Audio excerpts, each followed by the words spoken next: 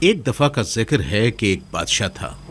اس بادشاہ کو شکار کا بہت شوق تھا اور اس کا ایک وزیر ہوا کرتا تھا. چاہے کچھ بھی ہو وہ ہر بار کہتا تھا کہ اس میں کچھ اچھا ہی ہے. بہرحال وہ بادشاہ اکثر اپنے وزیر اور سپاہیوں کو لے کر شکار پہ چلا جاتا تھا. ایک دن جب وہ دوبارہ شکار پر گیا، ایک بڑا ہرن اچانک اس کے سامنے آ گیا.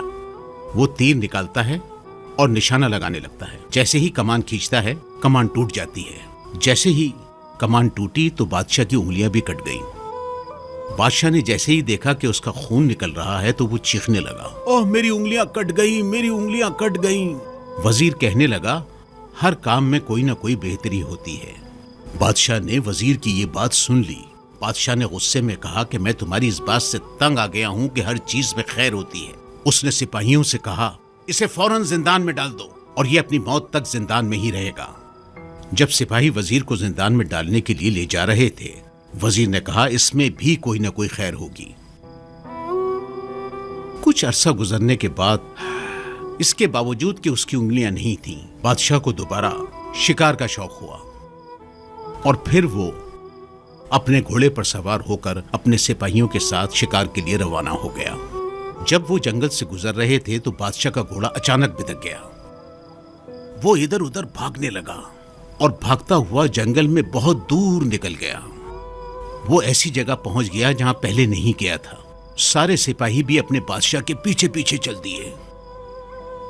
بادشاہ اس وقت اس جگہ موجود تھا جہاں پر جنگلیوں کا قبیلہ آباد تھا.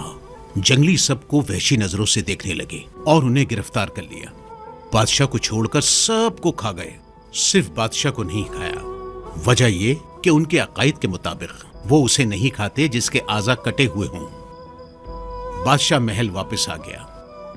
وہ سکتے کی حالت میں سوچتا رہتا ہے اور پھر اپنے وزیر کو طلب کرتا ہے اور پھر اپنے وزیر سے نہایت افسردگی کے عالم میں کہتا ہے، تم بار بار کہتے تھے ہر کام میں خیر ہوتی ہے.